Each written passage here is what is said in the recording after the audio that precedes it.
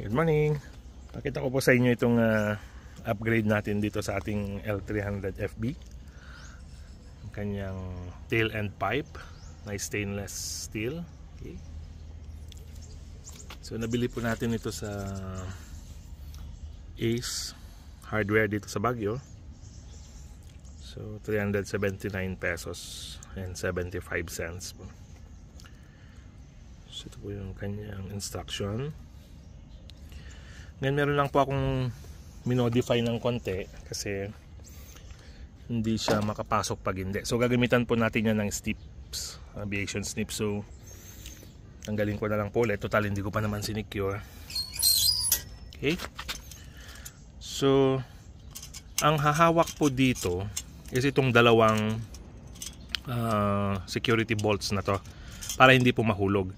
Pero para hindi siya gumalaw up and down and sideways, kasi malaki po yung space niya, meron po silang nilagay na parang, hindi ko alam kung noise suppressor ito or yung mga naririnig po natin ngayon na parang yung mabilis yung tunog. So tingnan ko na lang po kung anong effect niya. Kung yun po yung effect, yung parang mabilis na parang jet engine, tatanggalin ko na lang po yung screen na yon. Pero napaka-importante po ng plate na yang apat na yan. Kasi yung sinasabi ko pong konting modification,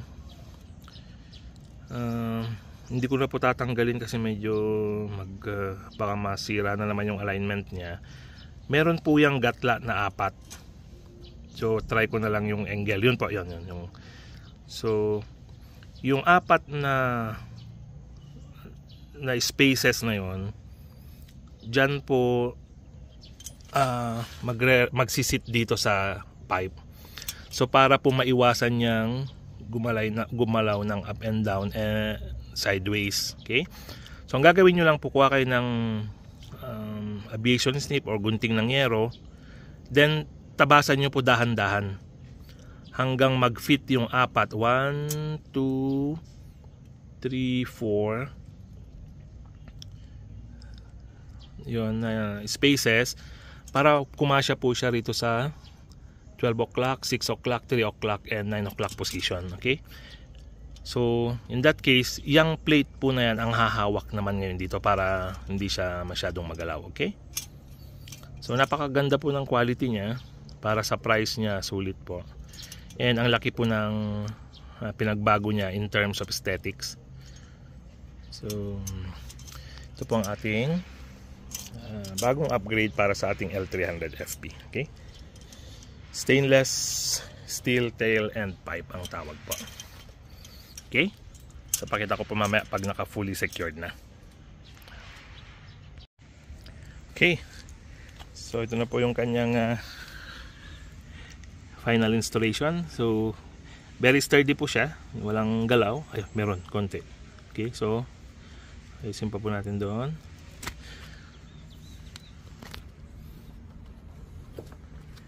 Itong dalawang locking bolts po, meron siyang locking washer, lock washer. So gandaan po sa lock washer, hindi po basta lumuluwag. Okay, so yan po. Ura. Then sideways. Okay,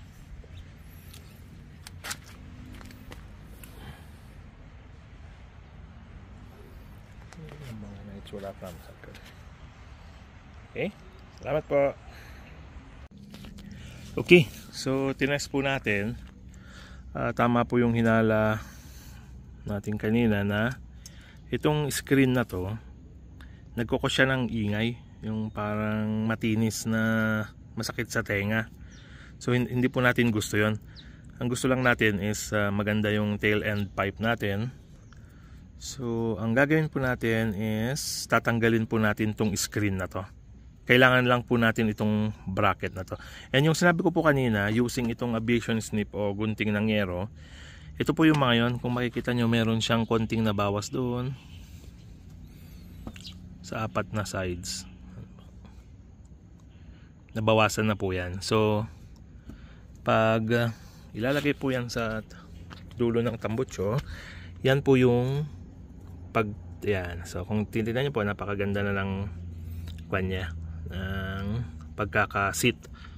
So sa original design po niya, maliit yung butas niyan, kaya hindi siya makapasok diyan para mag-sit diyan. So ang next na tatanggalin po natin is itong screen, kasi ayaw po natin yung ingay na yun, sakit sa tenga. Okay? So pakita ko po sa inyo paano.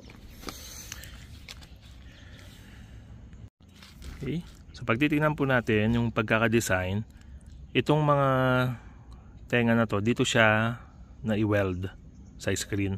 So ang pinaka-ideal po is gupitin na lang natin siya from sa welded area niya. Yan. So titingnan natin yung loob ng pipe. Ito po yan, hollow. And ito po yung dalawang plate na habang hinihigpitan natin itong dalawang locking screws, yan po yung iipit ngayon sa body ng tambutso natin. Okay? So tanggalin lang po natin yung screen. Okay, so nagupit na po natin galing dito sa mga welded part niya. So ito na po yung natira, yung dalawang plate. I-interlock lang po ito dito sa gitna.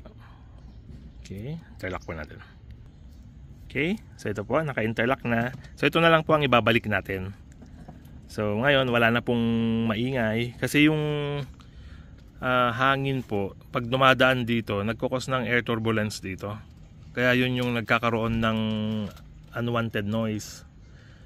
So naririnig ko na po sa ibang mga sasakyan yon, and sa iba po gusto nila yung tunog kasi parang napakabilis ng andar. Pero sa akin po, sa personal ko, hindi ko po siya gusto kasi masakit siya sa tenga, maingay.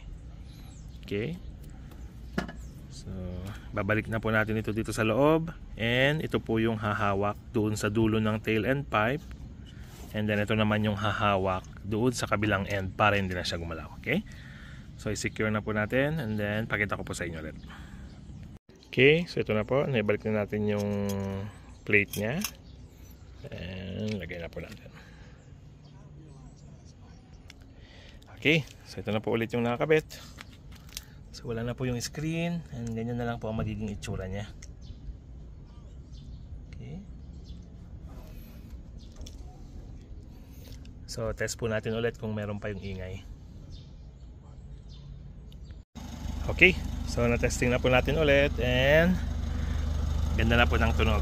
Original sound na po, wala nang maingay. Ganda po ng dulo niya.